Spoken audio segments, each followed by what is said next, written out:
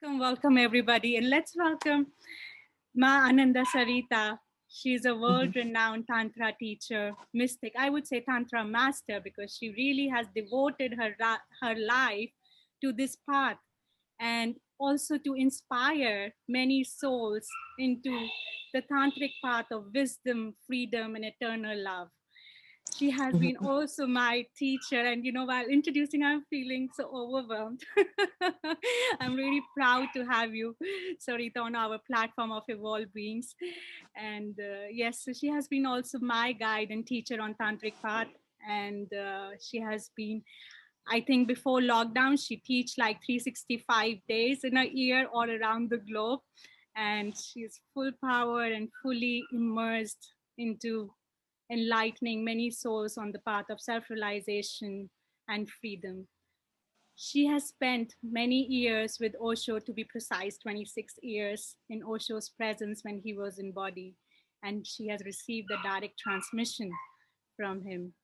Welcome, Sarita. Thank you so much for taking out this time and for Mhm. this beautiful workshop or masterclass on Goddess Unveiled Head to Toe Beauty Secrets. I think we all are very curious and excited to hear because for women, beauty is, top on priority. We spend so much time and, our resources to feel beautiful. And Mm. yes, so please welcome. Okay. Thank you for welcoming me. It's really my joy to be here with everyone today. Since all these lockdowns happen around the world, it's been very sad to miss doing so many groups. Even though I've been enjoying living in Bali, which is a paradise on this earth. So I've been having a very, very special, wonderful time. But even so, it's nothing compared to being in groups and sharing and celebrating love together with so many people, and also the woman's work, because I have a 4-part series of groups which is called Goddess Essence. And so within that, there are 4 groups. And I also teach the Goddess Essence teacher training. And I really, really love working with women. It's my feeling that it is women who will help to renew our planetary consciousness. And we've seen what patriarchy has done and is doing. And I love and adore men, but I see that somewhere along the line, everything got kind of screwed up because the feminine has been diminished. And it is only through the balance of the feminine and the masculine that we can see renewal and harmony in this world. So it's really my joy to offer a possibility where women can be fully empowered into our true potential. And I think there's a lot of confusion in the world about this subject. So one of my missions is to diminish the confusion and to help women find what is my beauty, what is my secret of success also, where how can I find my full empowerment, my full creative expression, and balance that in this world. So I like to launch into the subject. I'll give a little discourse, and then I'm going to invite you into a special practice. And after that, we will open it up for questions and answers. So does this sound like a good plan? Is it okay for everybody? You can show a thumbs up. And I'd like to make sure that everyone can hear me properly. Is it okay? The sound? Okay, that's super. Mhm. And it wasn't so long ago that Srishati was in the Tantra Essence teacher training, and I saw such a huge potential in her because she's already a fabulous entrepreneur. She's a self-made woman, and she expressed to me her desire to really spread Tantra in the world through an online platform. And I said, I'm all in, let's go for it. And so she has created Evolve Beings. And it's always a tremendous joy to be invited onto your program whenever you have offerings, Srishti. You're Thank, amazing. thank you She's so much. truly a, she's truly a Wonder Woman. Thank And you she so. offers the Wonder Woman Festival also. So Yes, I feel like we all women are, wondrous. There's so many gifts and treasure to discover within us. And yes, that's how this Wonder Woman came. yeah. Thank you so much, Sarita, for such a lovely introduction. And yes, please. So I'd like to start speaking about beauty, because beauty is actually multifaceted. And first of all, I want to talk about beauty in relation to both men and women, because I think it's important that we understand our biology, how our biology functions, and why women are so obsessed about beauty. And there's a basic biological reason for that, because in the male brain, there is a special part of the male brain that is programmed by nature to want to see women's body parts, whether that is a beautiful face or maybe a shoulder, maybe the tilt of the hand or the arm, maybe a hip, maybe a foot, maybe the curve of the breast or the roundness of the bum. But his brain is designed to wish to see women's body parts. And that in turn fuels his testosterone and makes him amped up and ready to engage sexually in some way or another. And women, on the other hand, our sexuality is designed to go more through the feeling sense. So for men, it's moving through the visual sense. And for women, it's more through the feeling sense.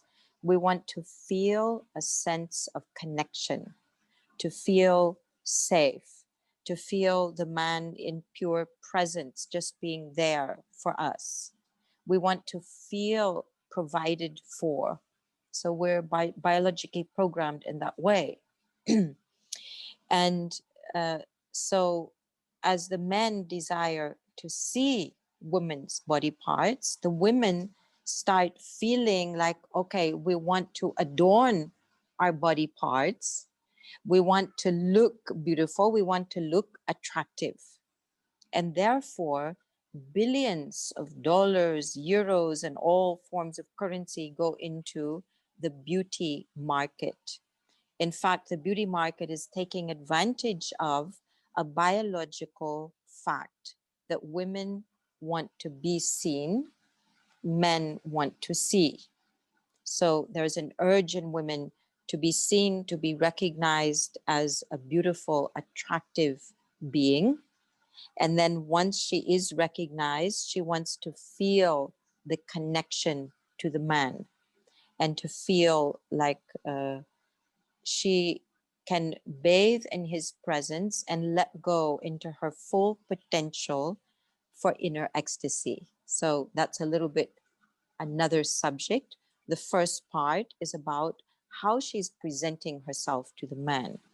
So it's a natural biological urge to wish to be seen, to wish to be honored, recognized, and even adored as the goddess. Ultimately, we wish to be seen as the goddess, as something, someone divine, where the man will be so attracted that he will want to be with us and to provide for us and to create a safe space where we can get pregnant, we can have babies, we can raise the babies. We need safety for that. So I always think of the male and the female like a tree of life, where the man is similar to the bark of the tree, which is a protective layer, and then the inner core of the tree is more that feminine, which needs to be protected so that it can grow in its full splendor and glory.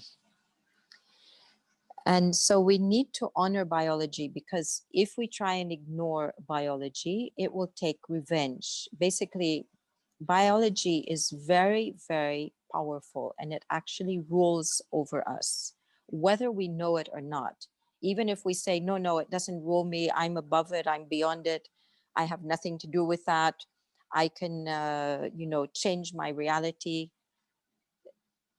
Not really, because millions of years of biology can't be overcome so easily. It's better to accept how the biology functions rather than trying to change it, and to enjoy that, bring awareness to it, bring love to it. So, uh, I'm just going to give you an example of that, which I think is quite interesting. If, like, for example, a group of men were done a psychological test with, they were shown several pictures of women, and the women were equally beautiful, good looking, attractive, etc., etc., but only one of them was ovulating. So the men looked at all these pictures and they were asked, if you could choose one woman that attracted you more than all the others, who would that be? All of them, without exception, chose the ovulating woman, even though they didn't know that she was ovulating. And that was through a picture, not live. So this is just to illustrate the power of biology. Now, one of the tragedies that's happening in today's world, that we sense and we know that biology is somehow important, that we desire to appear more beautiful, more attractive. So women are doing all kind of things to their bodies which could be detrimental. Surgeries, facial surgery, breast surgery, surgery on their genitals, trying to be more alluring, trying to be more attractive to men. Now, having heard about the experiment in biology, you might realize that that surface look is not going to be as attractive as what is actually happening from within. How is your level of health and vibrancy? How is your level of attractiveness inside of yourself? Are you glowing with joy, love from within? If you only put on like a kind of surface, plasticized surface to look like you are attractive, that's not going to be the same as being attractive to yourself and through that to others. Because however we feel about ourselves will radiate into our auric field. And that auric field is what is actually going to attract people. It sends a particular vibration into the ether. This is how I am. I love myself. I cherish myself. That will create a radiant aura. I'm very insecure. I don't know if I'm beautiful. I have many doubts and insecurities. That will go into your auric field and either make you more attractive or more repulsive. So there's a lot of work that we need to do from within in order to enjoy full attractiveness. And I'm not saying that has to be in service of men. It's actually in service of our own capacity for joy and inner ecstasy. And I have seen, because I've been teaching groups to singles and couples since 1990. So I've been teaching a lot of groups, Tantra groups in particular. And I see that there is actually someone for everyone. So someone may not look classically attractive. However, they have a certain inner juiciness or quality of self-love, joyousness, and they become very attractive to the opposite gender, whether that is a woman or a man.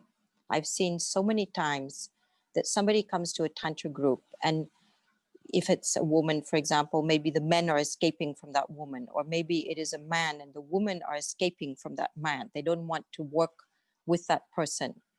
And then the person is sincerely working on themselves, going into emotional fluidity, eating a more healthy diet, really going deeper in meditation. And in an instant, everything can shift, and suddenly the woman will start chasing that man. Women who used to escape from that man start chasing that man, literally, and vice versa. Men who were escaping from that woman suddenly start chasing that woman.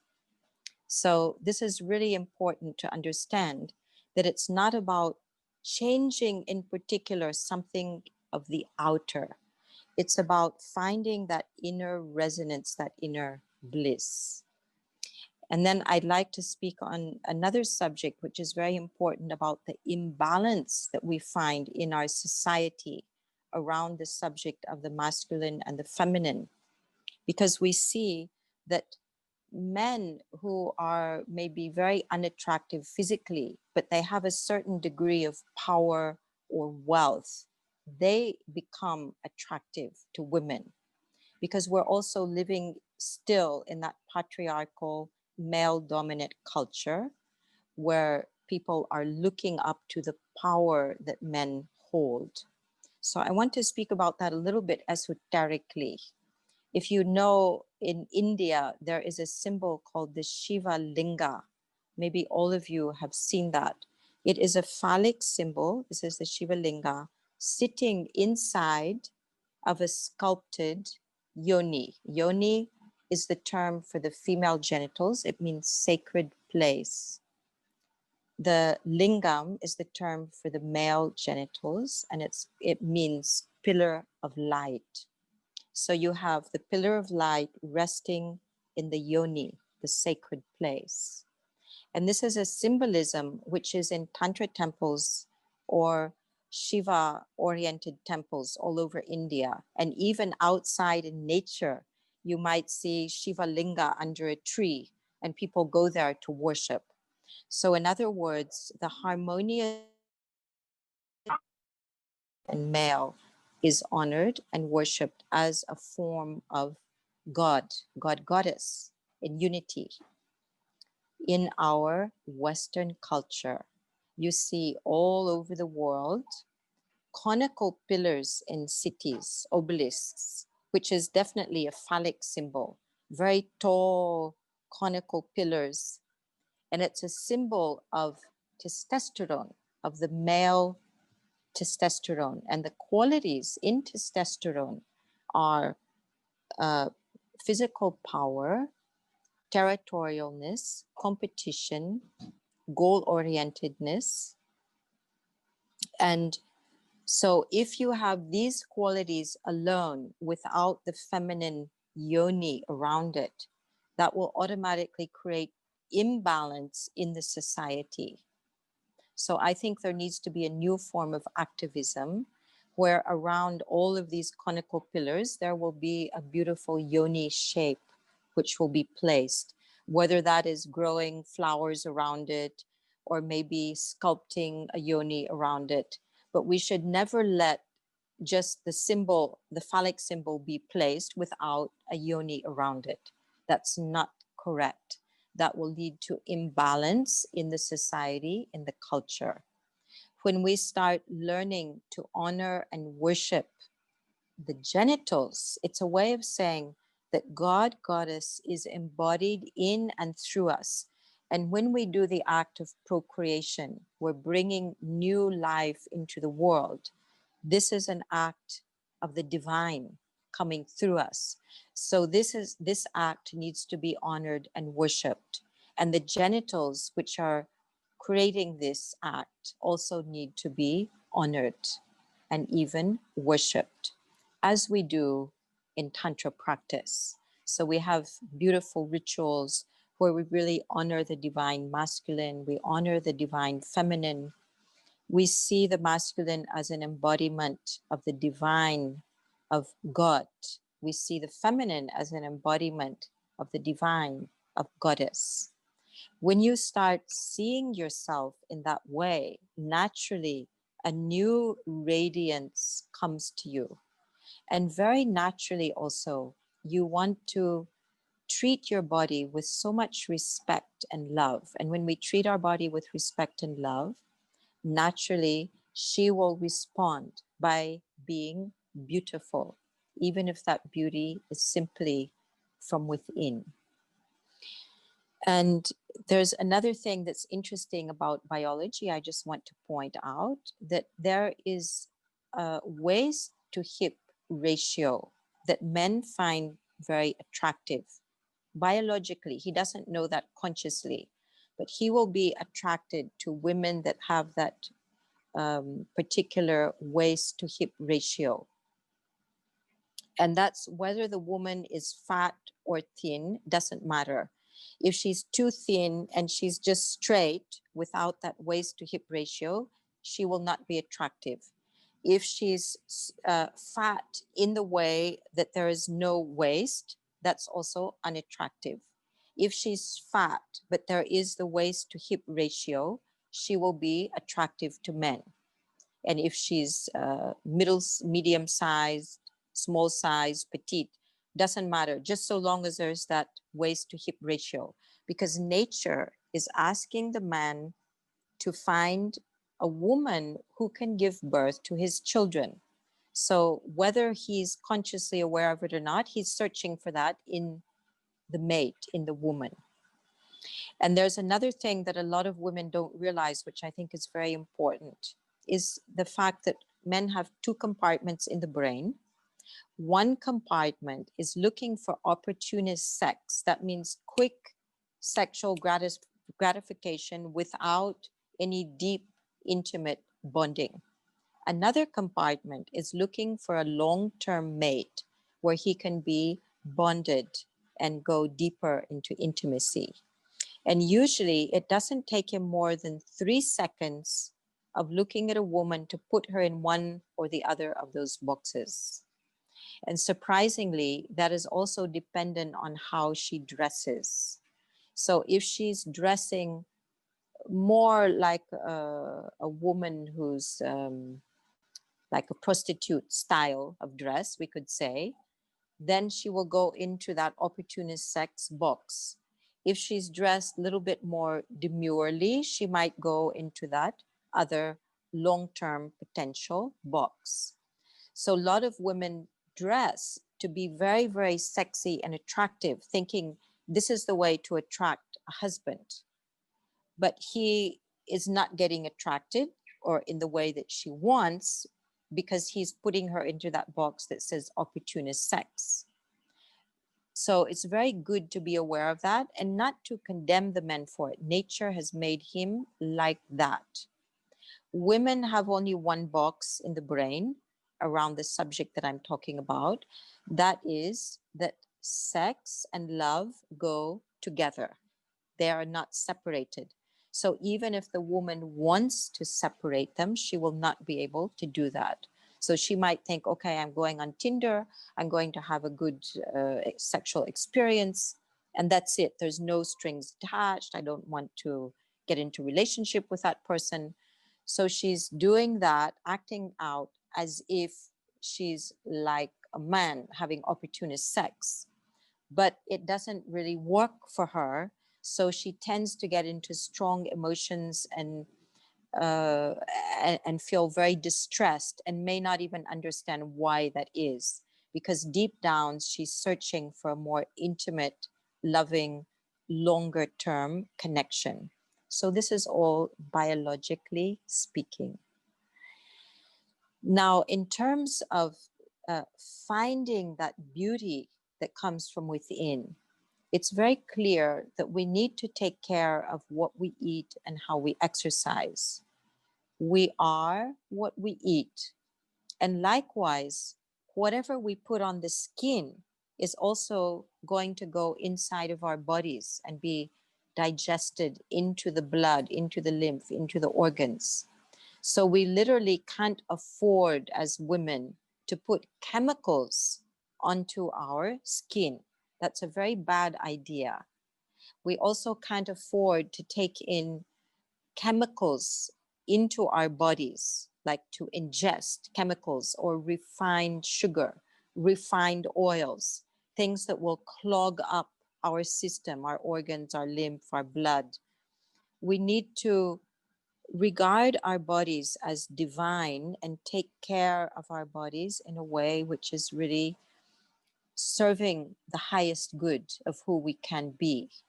And that means eating a more pure diet and also having more pure skin products, hair products, etc.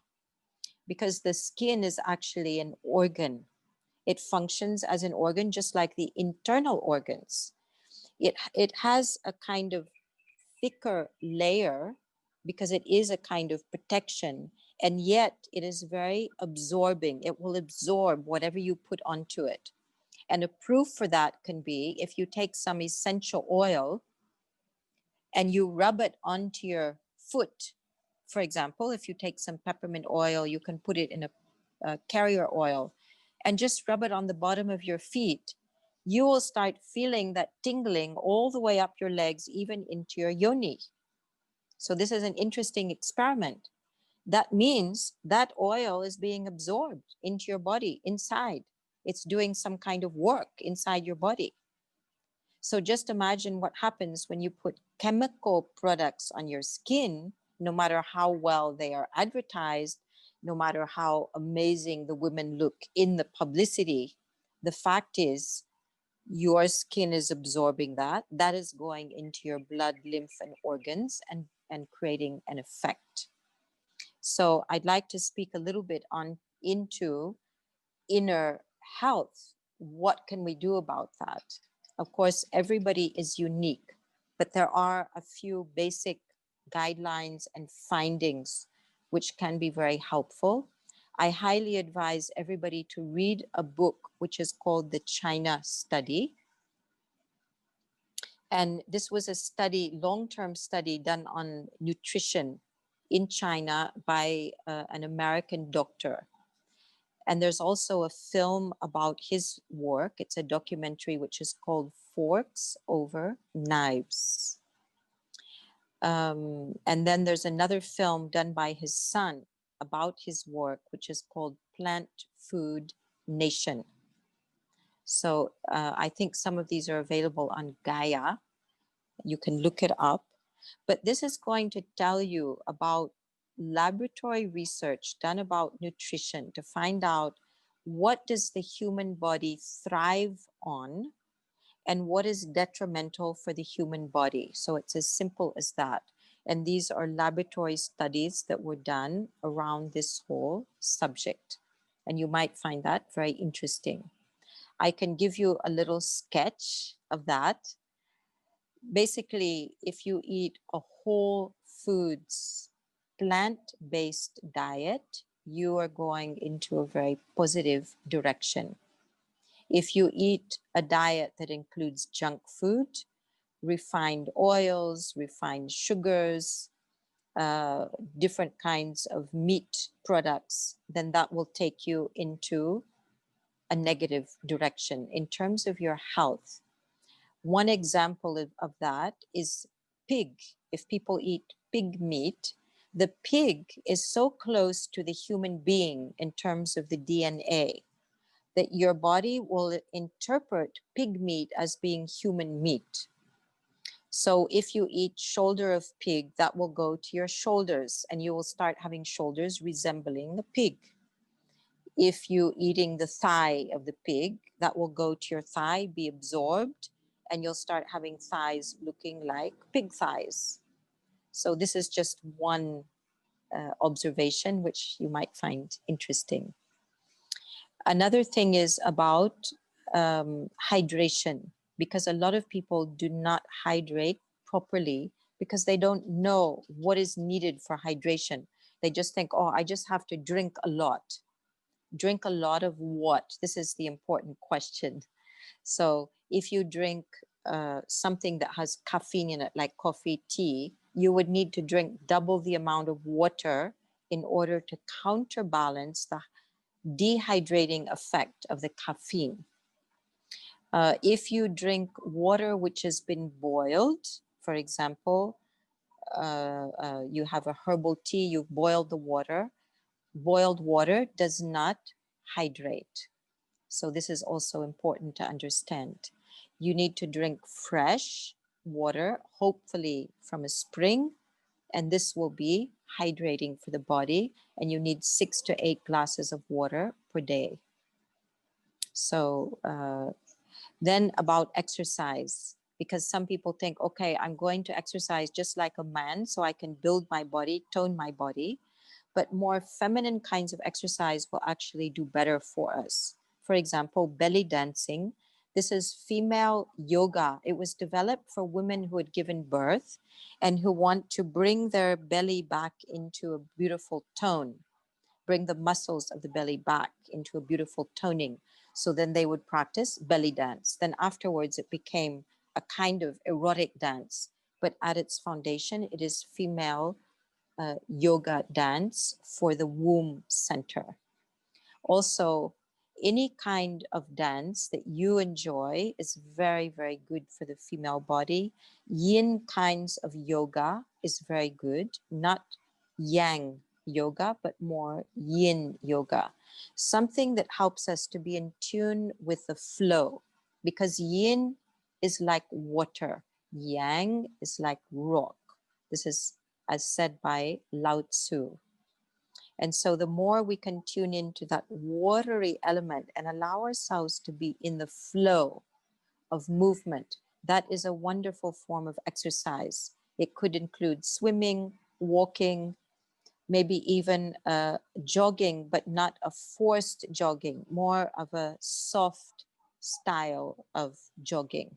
Something where we're not pushing our body too hard. It's a sustained, enjoyable form of exercise with the emphasis on joy, because women are very grounded in the phenomena of sensuality, pleasure, joy, love.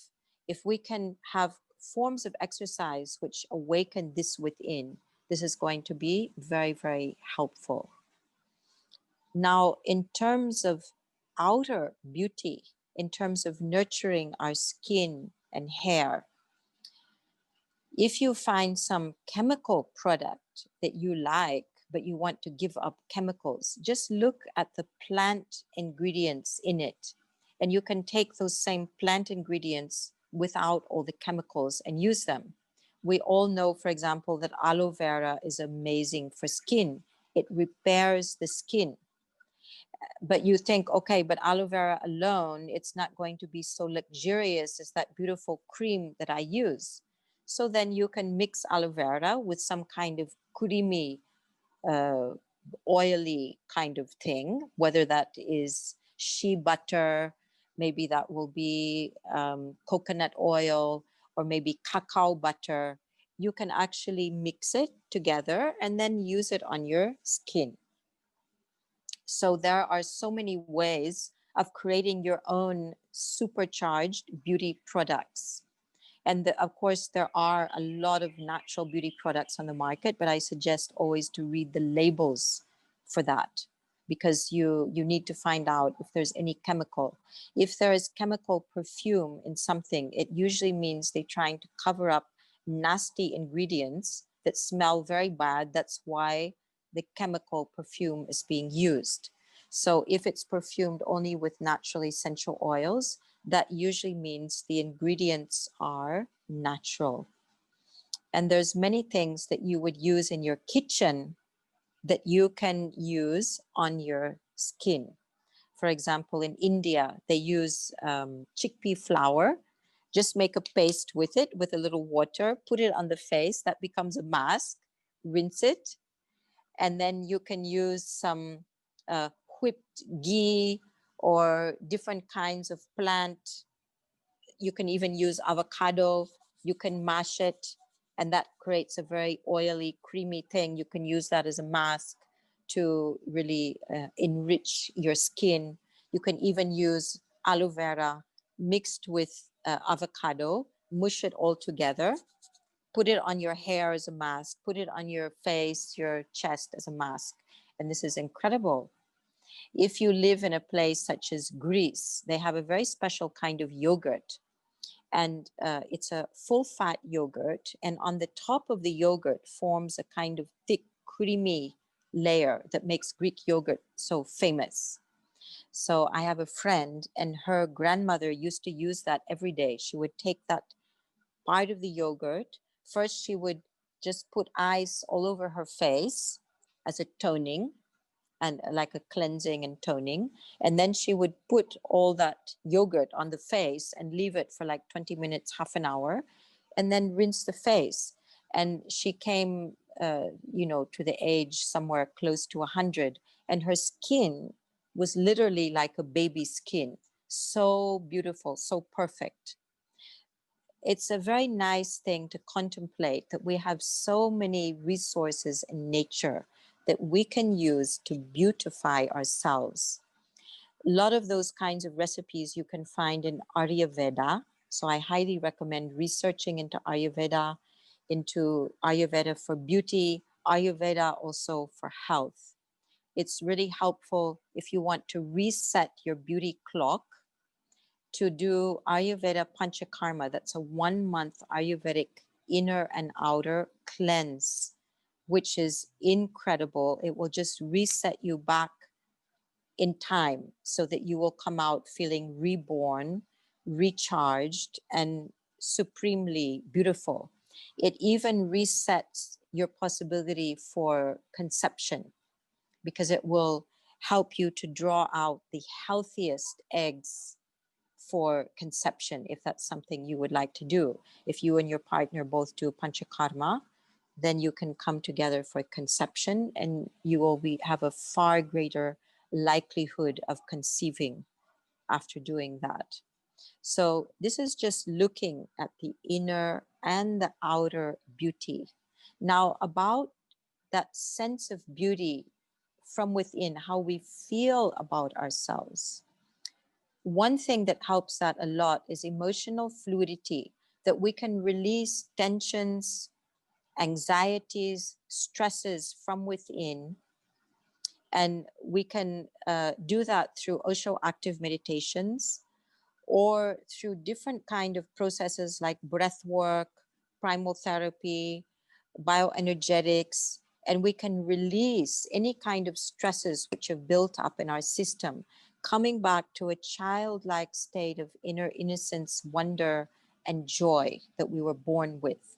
So we can reclaim that, and that will shine through us as beauty, because the joy of life, the joie de vivre, is really a resource that we can all claim. And I'm sure you've seen pictures of indigenous women who have so many wrinkles given by sun, wind, rain, but their wrinkles are beautiful. They are beautiful. They are showing and revealing true beauty that shines from within. And one thing I've noticed about wrinkles, because our culture is obsessed about wrinkles, that there are wrinkles on people that look very beautiful, like laugh lines. You see a sense of humor, mischief shining in somebody's face. It's beautiful, and it is coming through wrinkles. There are other wrinkles that look somehow twisted or ugly, and because I've been doing a lot of healing work, holistic healing, I found out that those wrinkles that look ugly look that way because they are holding some kind of inner anguish that was never expressed. They are holding incomplete life issues. So the more we can go within and do talking to our body mind, find out what those wrinkles are trying to say, to express, what is the memory held in there, and releasing those memories, then our whole face will come into more beautiful, harmonious alignment. So doing Tantra work, emotional fluidity work, Osho active meditations, this is amazing. And of course, silent meditation, where we come into inner peace, does so much for inner beauty, because when we go into deep silent meditation, we are moving beyond time and space. We're moving into a place where we are so much in the moment that it opens into a sense of eternity.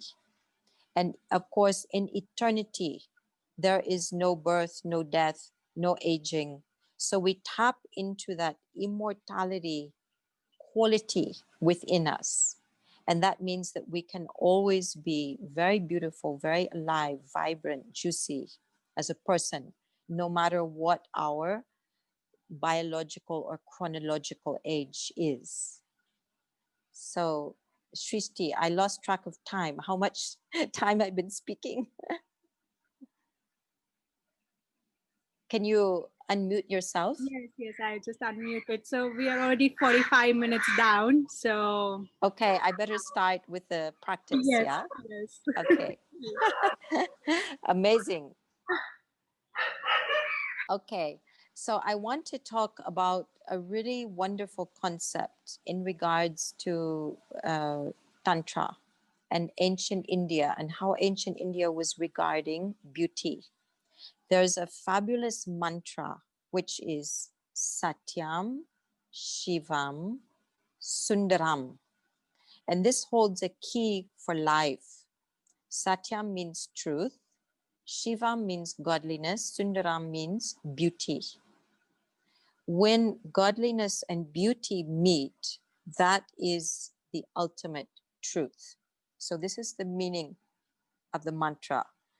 And of course, beauty represents the divine feminine, Shivam, godliness, the divine masculine. Why did the ancients think that beauty was so important? Because it is a representation of the divine feminine, and the divine feminine is the goddess. Now, if you look at cultures that have honored and worshiped beauty, you see that beauty is spread through the entire life network in the form of the architecture, in the forms of dress, in the forms of how a home is decorated, in the form of how the food is presented. So, across multi forms of expression, you will see beauty being represented. And that is a culture which will be much more pleasure oriented as well, which is again a feminine attribute. In general, matriarchal cultures are more oriented towards beauty, even though there have been cultures throughout the world that were worshiping equally the masculine and the feminine. Those cultures also very powerfully integrate beauty into the fabric of their society. If we look at ancient Indian culture, we see beauty represented all across all different expressions of life experience. How the ancients dressed, how they prepared the food, how they prepared their architecture, everything was oriented towards beauty. We're absolutely missing that in this culture that we're in now. And what that leads to is a rapist technology, which, because if we don't honor beauty, we will tend to be honoring just testosterone and just opportunist sex, because the feminine is being cut off, it's not being supported, it's not being listened to. Love and beauty, the divine feminine, go together. So, in a culture which honors and worships the divine feminine, we will have both an overflowing lovingness in the culture and overflowing beauty in the culture. So, I think it's time for women everywhere, rather than taking false concepts of beauty, which mean plastic surgery, chemical kind of covering up makeups, chemical hair colors, like everything fake. We need to stand for true beauty, which is divine or sacred architecture, clothing that enhances the feminine qualities, the graceful qualities, rounded qualities, and also any kind of products which enhance the feminine, which enhance beauty in its natural form. And that doesn't mean that we shouldn't wear jewelry or decorate our bodies in certain ways. Of course, we should celebrate that beauty by decorating it. But if we start faking it, making it fake, that's where we are actually doing a disservice to ourselves. So I've created a meditation which is honoring beauty. And there's one version I do only for women, which I call the Sundaram meditation. And there's another version I do for men and women, which I call the Satyam Shivam Sundaram meditation. So the Sundaram meditation is similar to the one where you do with both men and women, but it is simply honoring that divine feminine. Now, I'm hoping that all of you have a mirror which you could use. Is there anybody who does not have a mirror?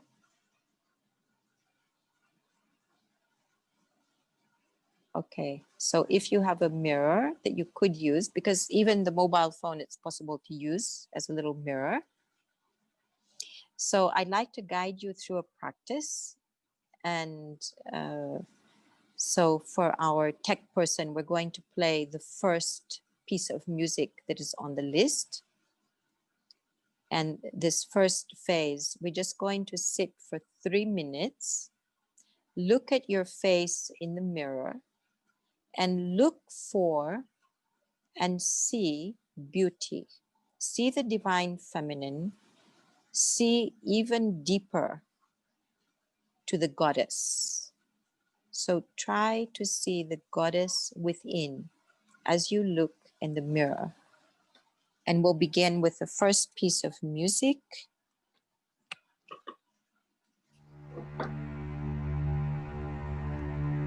And I'm just going to ring the singing bowl as we start.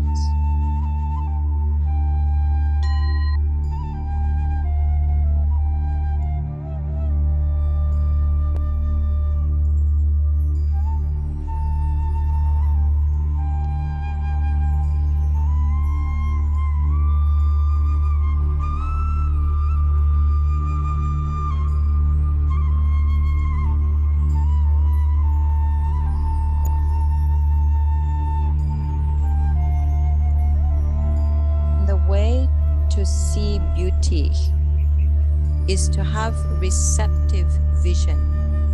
So instead of looking at your face in the mirror, try to allow the mirror to see into you.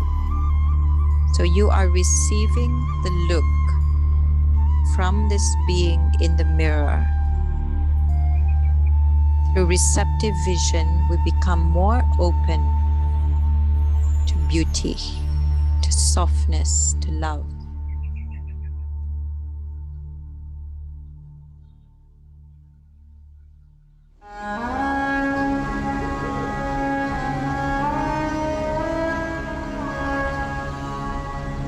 So we should be with the first piece of music and keep looping it.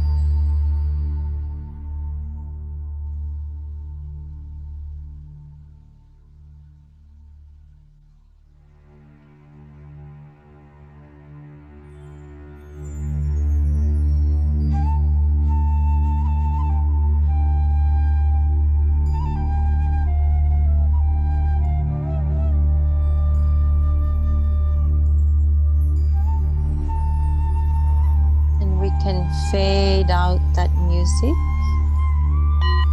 and close your eyes for a moment, covering your eyes with your hands. So you're just resting your eyes.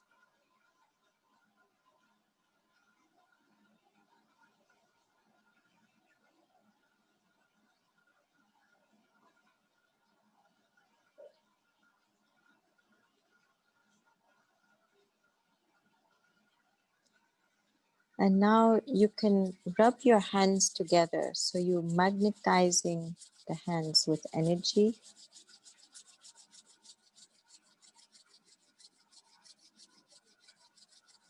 And you're going to be blessing your own body as a manifestation of beauty. So you place your hands on your own head. Just feel the blessing. You are blessing yourself as a manifestation of beauty. And let that blessing pour down through your whole body. And then again, you rub your hands together. And now bless your whole face as a manifestation of beauty. And let your hands travel down your body, all the way down to your feet.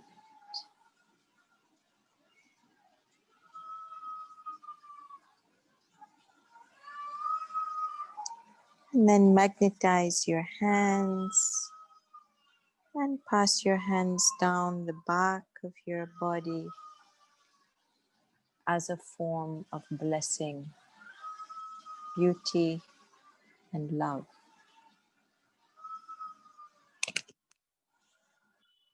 And remember also to include your arms, your hands.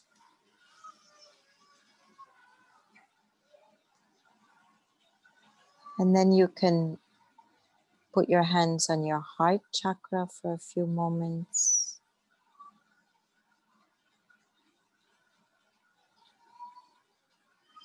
And you can say a small mantra to yourself.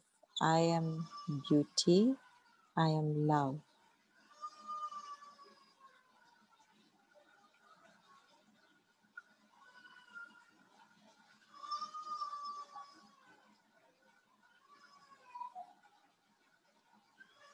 And now gently and slowly you can stand up, and we'll have the second piece of music.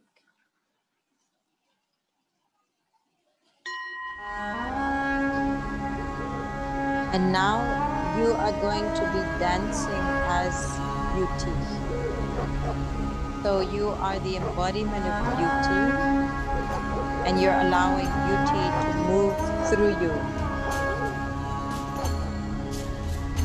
And for this, you may feel like a seaweed in the sea, just flowing. So your body is being moved gracefully by the undulating water.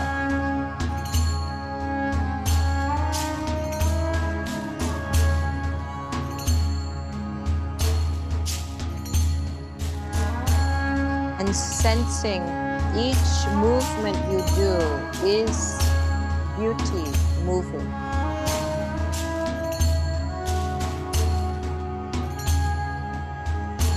And let yourself get drunk on the divine as you move, drunk on beauty.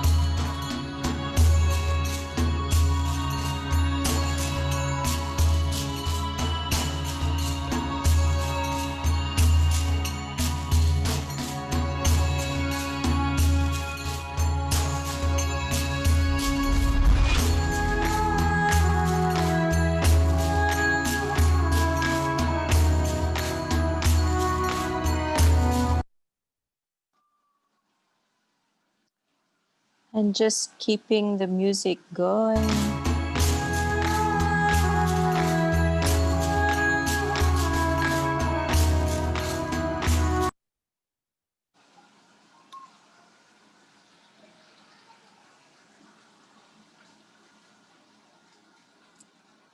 Keeping the music going.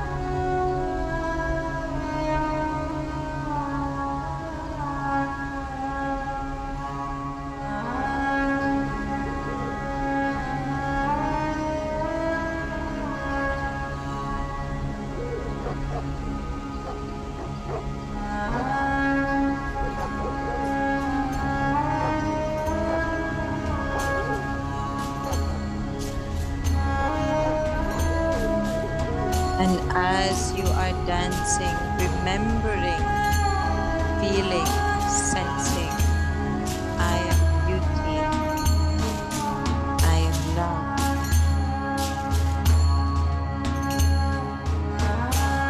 I am the embodiment of the divine feminine.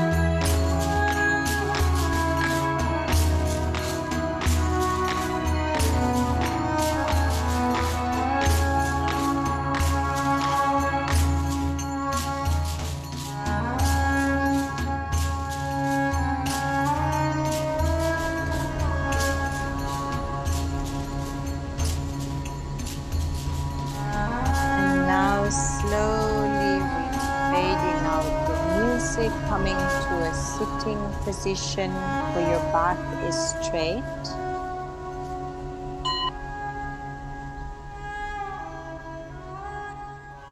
And we're going to put on the third piece of music.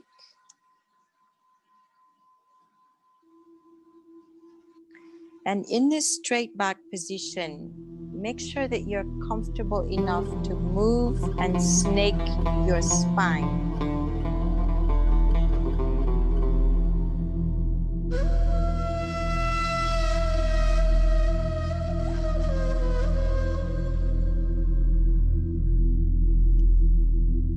So you want to be in a position where you can undulate your spine from the sacrum all the way through the entire spine, sensing that alignment between the sex center and the crown chakra.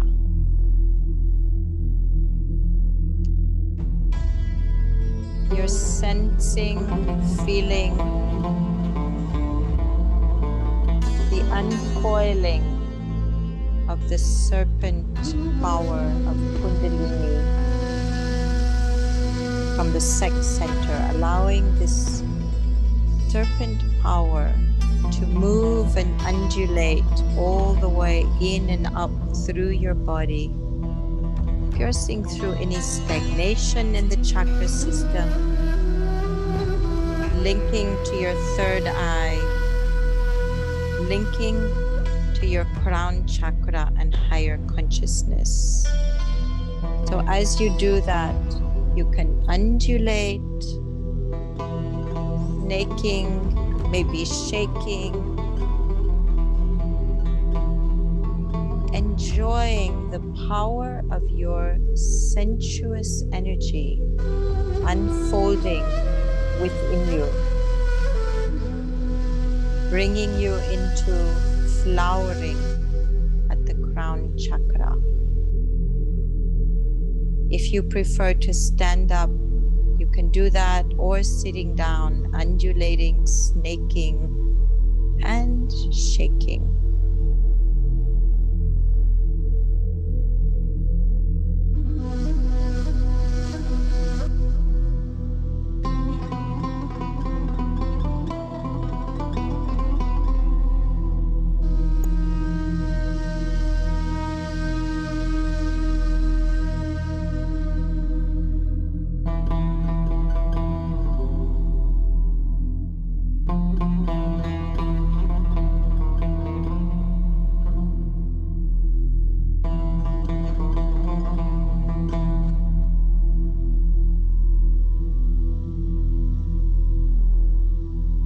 The more vibrant and alive we are with our Kundalini energy, the more we can feel and understand the merging of sex and spirit. And this is what gives rise to inner ecstasy.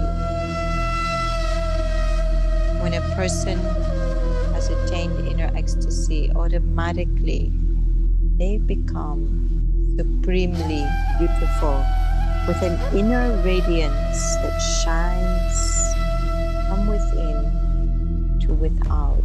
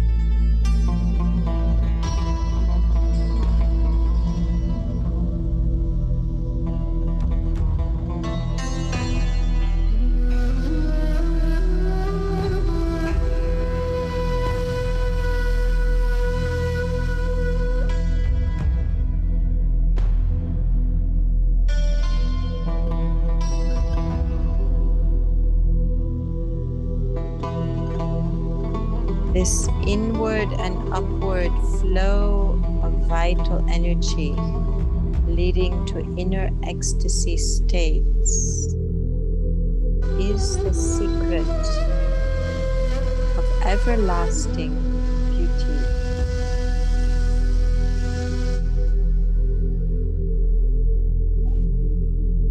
When we send the Kundalini energy in and up, we are awakening the Shushuma channel, that central channel within, where the male and the female aspects within us merge in unity.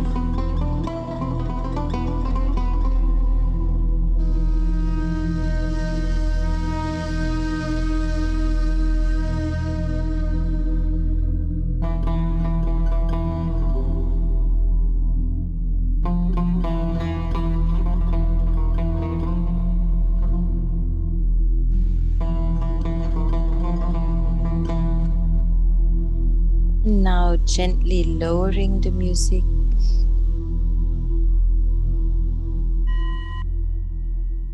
And if you can find some very comfortable cushions and just lean back. And as you lean back, you feel, imagine, and sense that you are laying backwards into the arms of beauty. So you are resting in the arms of beauty. And this is going to offer you a transmission, a feeling, a sense of beauty within and without.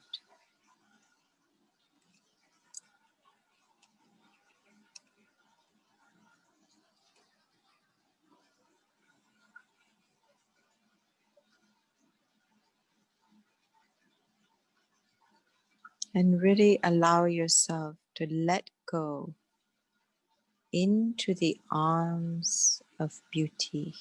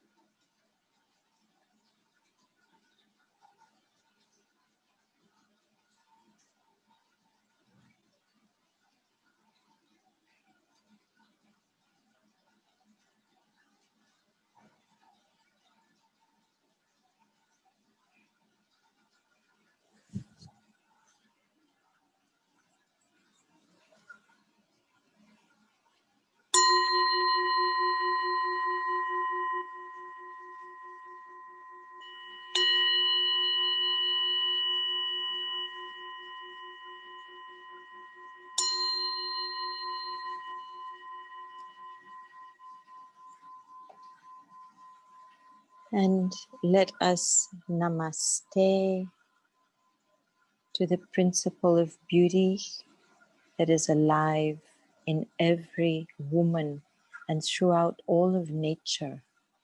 And as we are aligned to nature, our own beauty is made manifest in myriad ways. Mhm. So that was a little taster, and normally this meditation is done in 1 hour. So that was a shorter version, little taster. And it's possible that some persons who are here attending might have some questions, so this would be a good moment for that. And I think, Srishti, are they putting them in the chat box and you're going to read them out? Yeah, maybe we can take Sarita questions a little bit at the end and can talk a little bit about your online course also, which is around, this Goddess Ascends and Goddess Unveiled Mm-hmm. journey. And then we can have all the questions together from our Okay, group. that's fine. So I have various online courses, and some of them are on the subject of goddess essence work. There are 4 different courses in the goddess essence work, and these are working with woman's spiritual path and how women can awaken our full potential. And this is based on the woman's positive power centers in the chakras.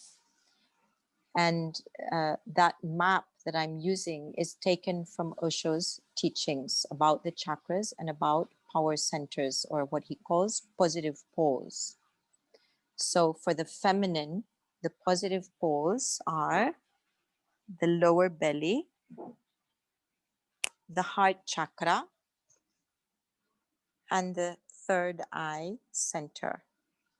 Now, if you work on opening these positive polarities within, it will take you on a journey into the fullest potential of being woman. And the receptive centers will then open naturally and easily on their own.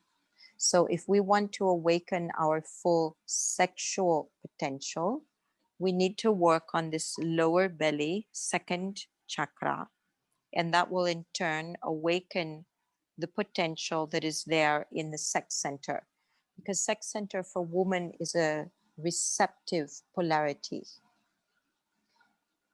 Now, if we want to awaken our capacity to be in both power and vulnerability, to sustain all the different contradictions that exist in life, to awaken our creative potential, we would work also on the heart chakra, which is the center of love, compassion, devotion, nurturing. So we open this heart chakra and we will be opening our feminine power and potential for creative expression. And then we come to the third eye center. So this is sixth chakra. This is the seat of clairvoyance, intuition.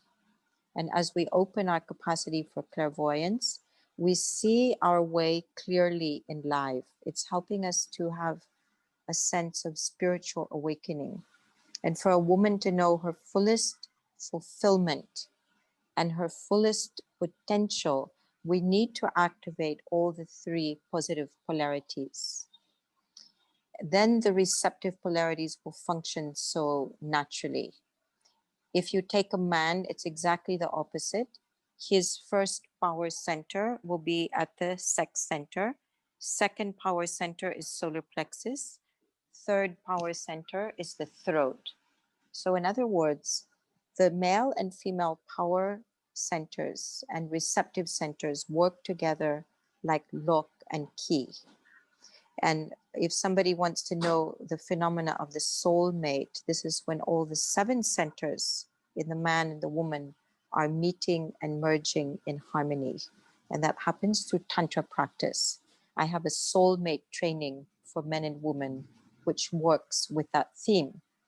So in the Goddess Essence, each module, we are focusing on one of the female power centers.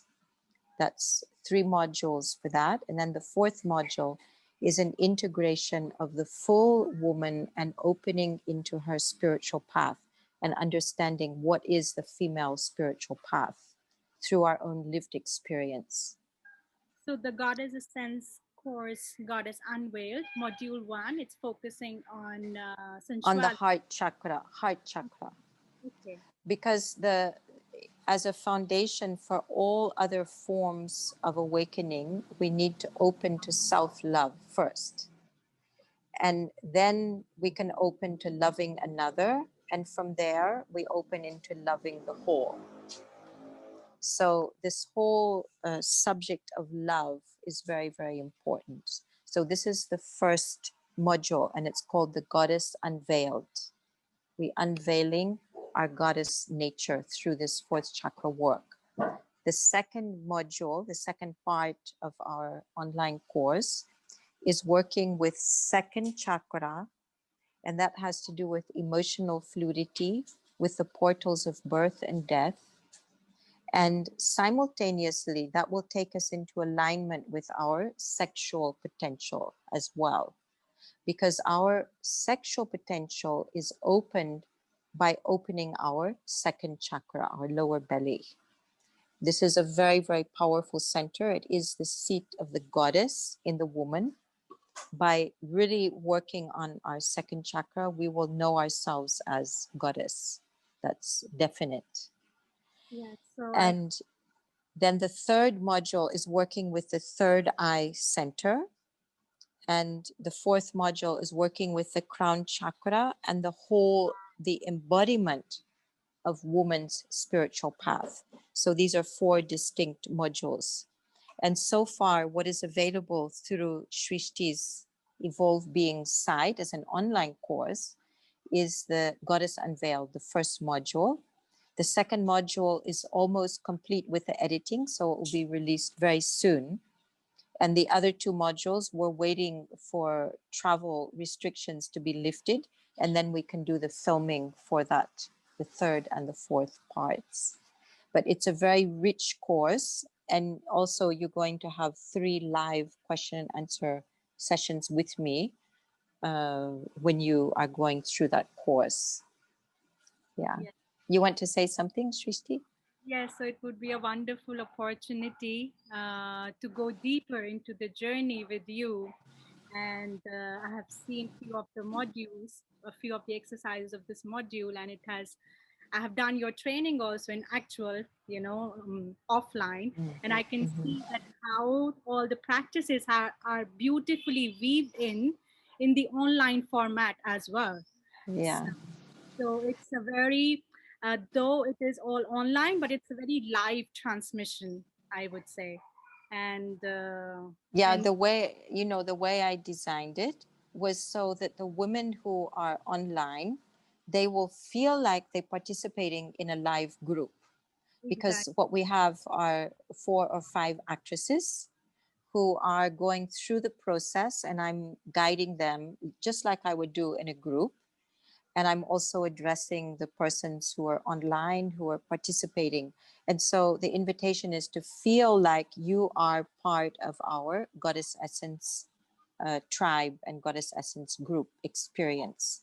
And this is really a rich dynamic for experiencing all these different exercises, meditations.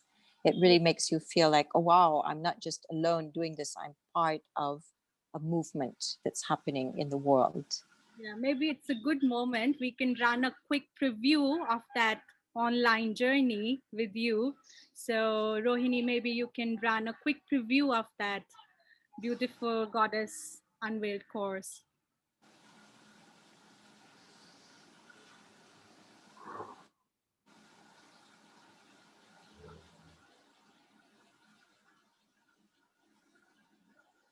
The sound,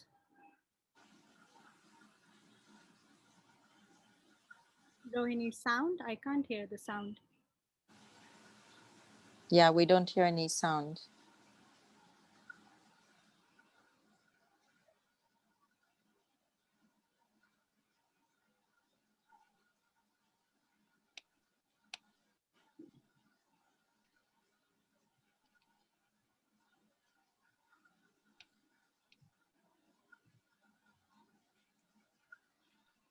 Love is God. I started to cry because I realized that I don't love myself enough.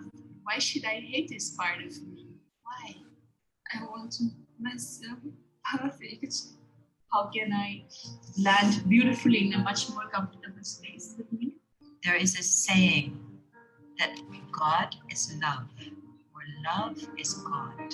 I've been struggling with the feeling that I'm too much, that my emotions are too much. Because your body is really, really your compass. It directs you. We need to accept that in ourselves. It's also a source of tremendous power and energy. The female heart is a power center for the woman. This means that God is living in our heart and we can connect with that godliness, that goddessness that is already inherent in our whole way and style of being. Especially when you are in the body of a woman, the body of the woman is so beautiful, so sensitive, and you really need to take good care of it. You know, the language of the heart is tears. When the heart is full and overflowing with emotion, with feelings, and the only way to express that is beyond words. I was feeling such deep suffering from all women around the world. It almost like my heart couldn't bear that suffering. Tears was falling down my face. By the time I finished, I actually feel such a great peace inside of me. The thing about Shakti energy, which is yin, the yin is fluid. And you can imagine many streams feeding into one river feeding into an ocean. And this is an indication that all the Shaktis are water coming together, becoming a big river, becoming an ocean. This is one reason why women's work is spreading around the world, because women are realizing, wow, we can empower ourselves through the yin, through goddess work, and we can become who we are meant to be. And I really encourage every woman to find ways of bonding with your sisters. Connection circles between women should be happening all over the world. This is needed, and it will only help the divine feminine to grow and to flourish within ourselves and everywhere in the world.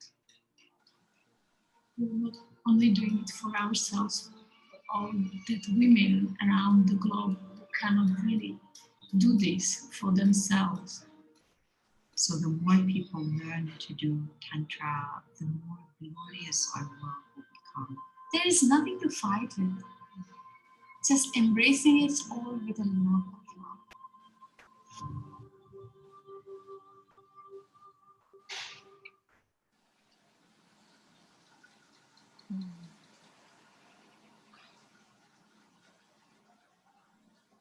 Such a beautiful, I would say, you have curated and designed this program in a way it makes me relive my training days with you. It's like all those moments. I mean, it's like just reliving the training online. So it's so really beautifully you have done this course.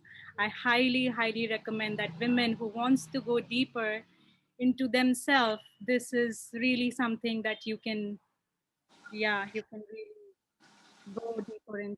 And if you have enjoyed this today's practice with Sarita, and if you know her work, it's really a course which can take you deeper into your own journey. And in these restricted days with COVID, not much traveling, when we can't be attending a lot of live courses, yes, this is a beautiful gift from Sarita to work at the comfort of our home and still be connected with this tantric field, with this tantric energy.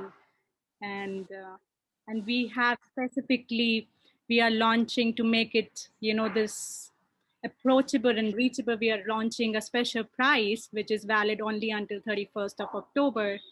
So you can check out in the link. Rohini, can you share the link? We have a special price which is euro 199, plus only for the participants who are attending this live Zoom session, you have a further 10% discount if you would use the discount code of Goddess 10. So this is a very special price of, instead of 269, which is the full price of the course. If this is something which resonate with you, please, this is a good time, I would say. And yeah, so you can check out more details about the course or the curriculum in the link which is being given in the chat. And you can use the code of goddess 10, which is valid only for next 48 hours. So if you have to, then you have to be quick to grab it. And thank you so much, Sarita, for taking on this journey, and really just few 30 minutes or 20 minutes of practice, it just completely take you deeper connection, into your own self. You could just completely relax into the beauty outside and within us. And I see there's a lot of questions also from women, and yeah, we can probably take that one by one before we run out of time. We're already running out of time now, but yes, maybe we can take a few questions right now. So we have a question. Do you have advice about beauty and dating when in therapy with childhood trauma? I want to understand the question about beauty and dating. Yes, even I don't really understand it so much. Maybe who's asking? I won't take the name because we are recording this. Can you elaborate a bit more on your question? Or we can take meanwhile another question.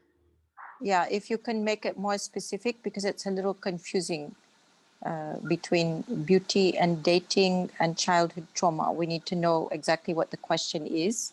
So maybe take next question first. Can you say something about jealousy?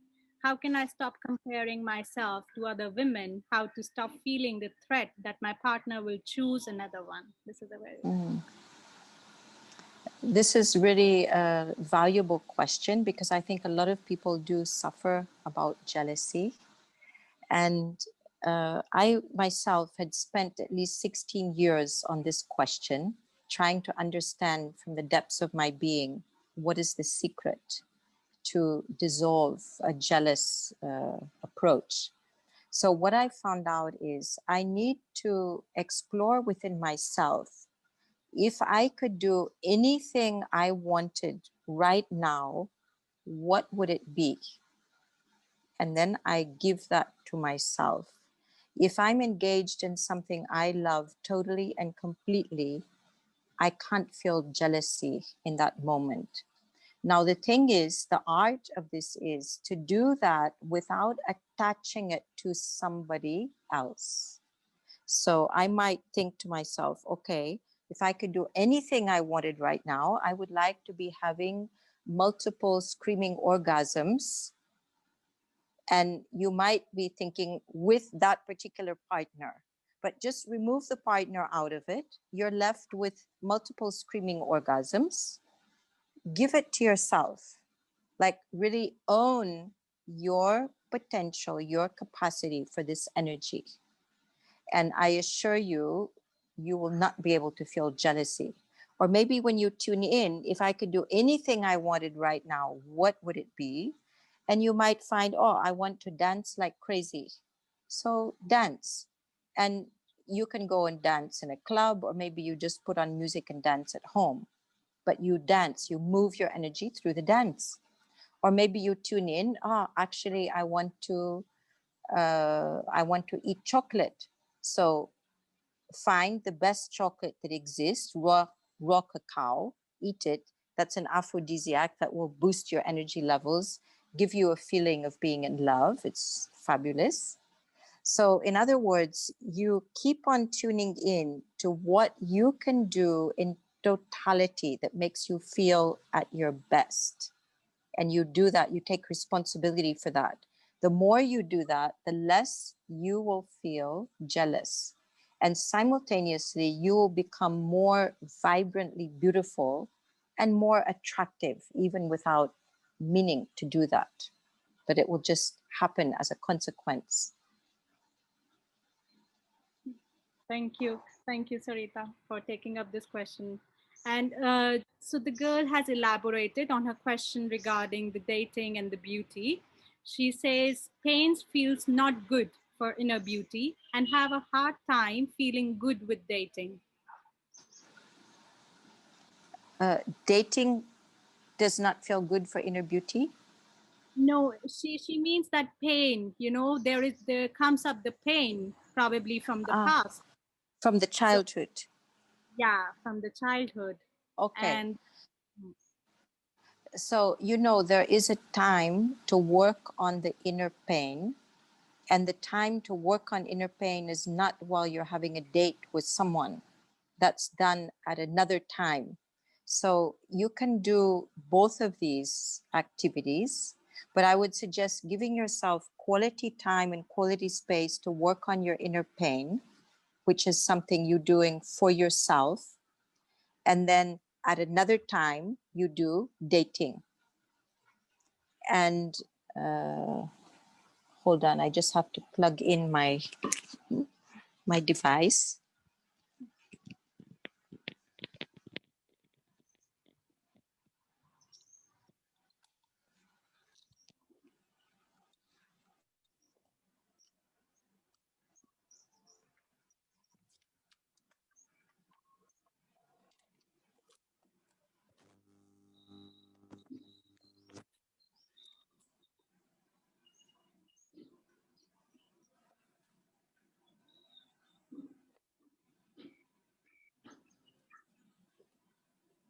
Okay, I'm back.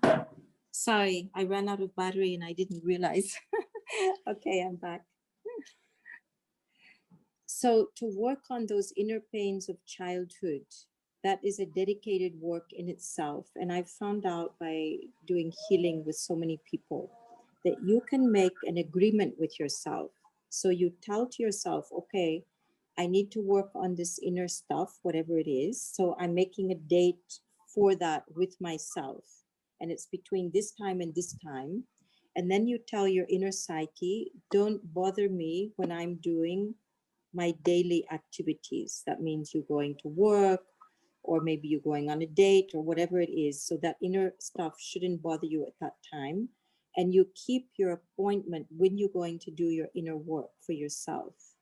And that inner work can be done, of course, in a group setting. Maybe you're doing breath work, bioenergetics, maybe family constellation or primal therapy, or maybe you're doing a series of Osho active meditations, which can also do very, very deep and profound inner work.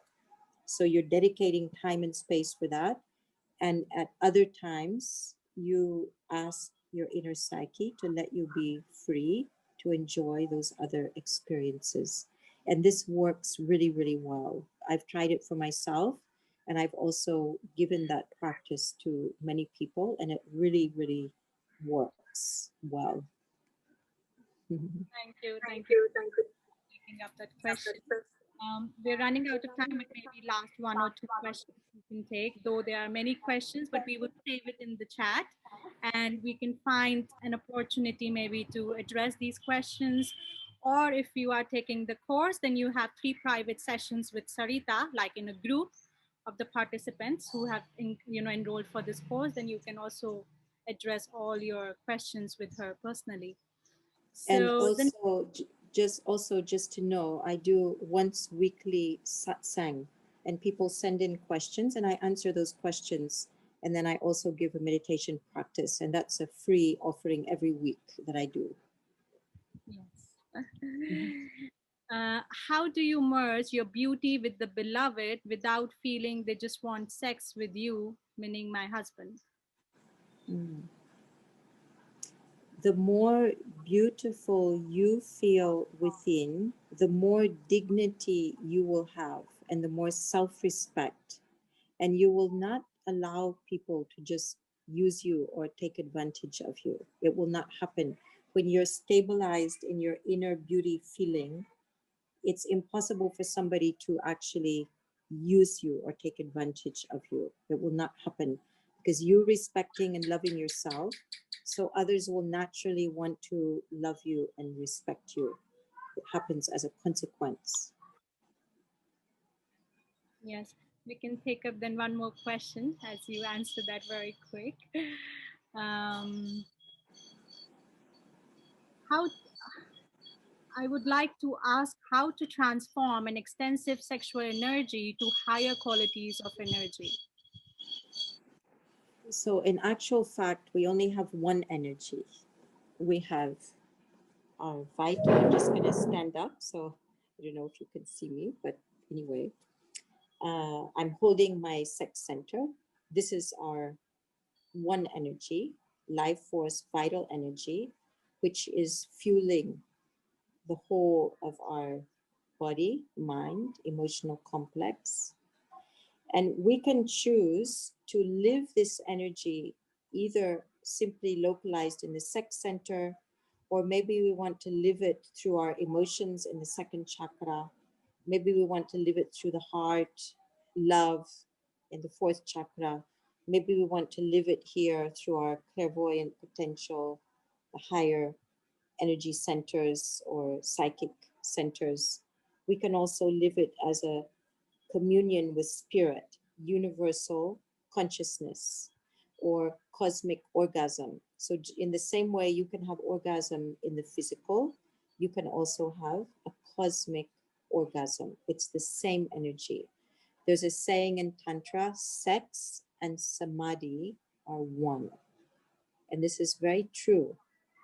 Just think of two poles of one energy system. This is what's happening. So, how we choose to live that one life force energy is, well, that we take responsibility for, and we simply live it in the best way that's good for us in the moment. And of course, in Tantra, we're trying to awaken our energy centers to such an extent that we can live the full rainbow of our potential all at once. Yes, We thank can live, we can live as multi-orgasmic beings.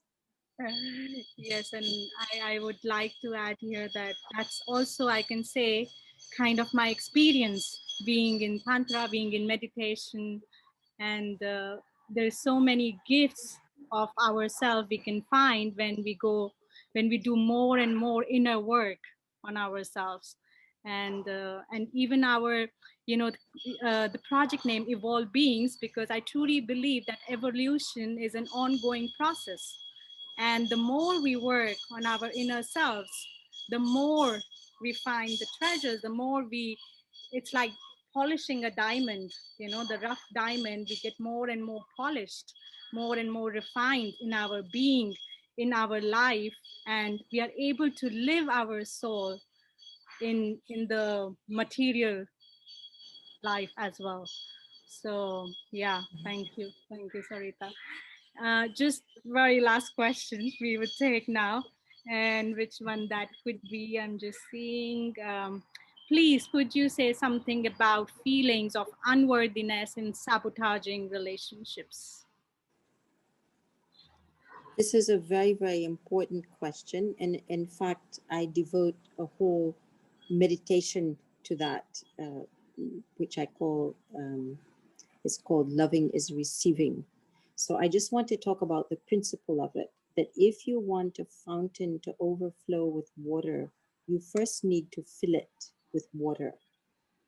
Otherwise, it can't overflow. If you want to overflow with love, you first need to be filled with love. And many of us didn't receive enough love in our childhoods. Therefore, we don't know how to overflow with love.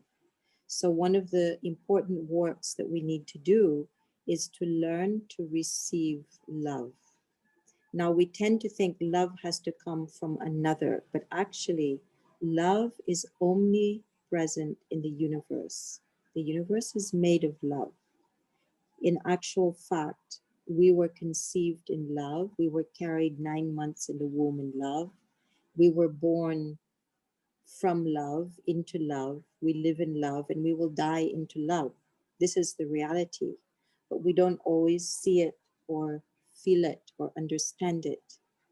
And some people, they never understand that life is love till they're on their deathbed.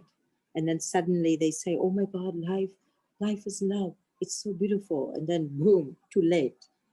So it's really good to cultivate this capacity for, first of all, receiving love that's all around us, and secondly, being love itself, and thirdly, overflowing with love. And if you feel like it's difficult with other human beings, first try receiving love from the sky, from the earth, hugging a tree. Just keep on receiving love. Make that as a practice of meditation. And then eventually you might start connecting with people, maybe hugging someone, and you feel like you are receiving love. You don't have to give love, just receive, knowing that love is omnipresent in the universe. It's not that you're stealing love from somebody. No, you're just opening to receive love. And finally, as you become more and more adept at this, you will start feeling, I am love. And you will start feeling that easily and naturally you are overflowing with love. So the reason why people find it difficult to do that is because in the 0 to 7 year cycle, we believe that the whole existence is circulating around us, that we're the center of the universe. This is just the way the mindset is of the young child.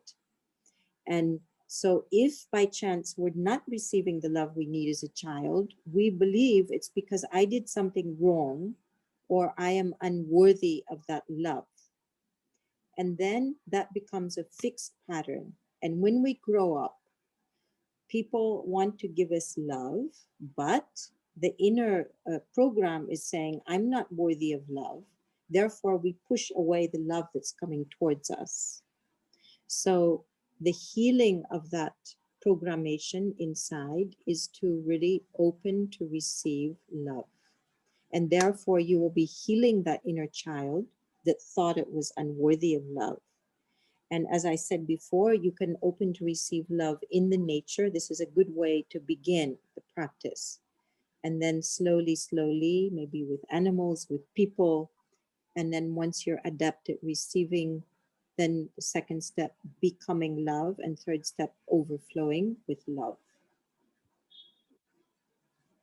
Thank you so much, Sarita. And I think this is a good note now to also wrap up. And if you would like to dive more deeper into love, as Sarita said, that this module 1 of Goddess Essence course is focused on heart chakra. It's focused on opening to love. So please do have a look. And if this is something resonate, it is a good moment to dive into your inner beauty. And yes, I would say from my own personal experience that, my parents used to feel, oh, in India, the dark skin is not really a virtue, for it's considered as a virtue. And my parents used to feel when I was a child, I still remember, oh, who would marry our daughter? And, I had been working so much, in meditation since the age of 18. And I never felt for a moment, I have dated probably the most beautiful men around the world. And I never felt for a moment that, yes, this body or this, I'm not beautiful. I always, because I feel the beauty comes from this inner resting or inner confidence in your own, beauty skin deep, as we say. So, yes, the more we go inside us, the more I would see the beauty and the grace shows shows from our being, shows from our body, how we carry ourselves. And yes, so thank you so much, Sarita, and thank you everyone for joining us. You have Goddess 10 as your discount code if you would like to engage in this course further with Sarita. Please do have a look, and until 31st October, we have this promotional offer, especially for all of you. And as the Christmas and New Year time is also approaching, it could be also a beautiful gift to give it to any of your friends. And it could, and we spend so much money on, cosmetics and beautiful, the products to make us beautiful. But I would say this is the true product to engage. I would not say even a product, but it's a true practice for ourselves to rest deeply inside our being. So thank you so much, Sarita, and thanks to all of you. Thank you for joining us. Thank you. Thanks. Thank you. maybe we can unmute everyone, Rohini, and have bye byes.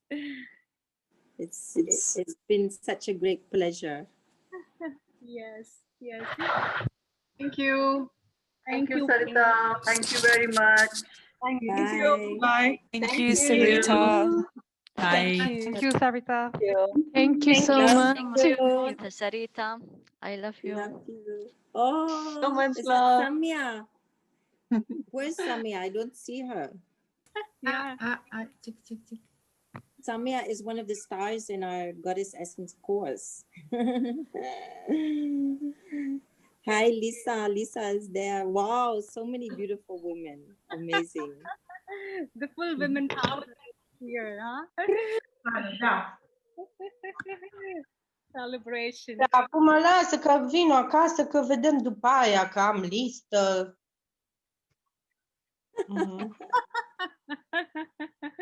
Thank you, all of you. Yes, and the recording would be available probably in next 2 days. We would be sharing the recording via email, so have a look at your inbox.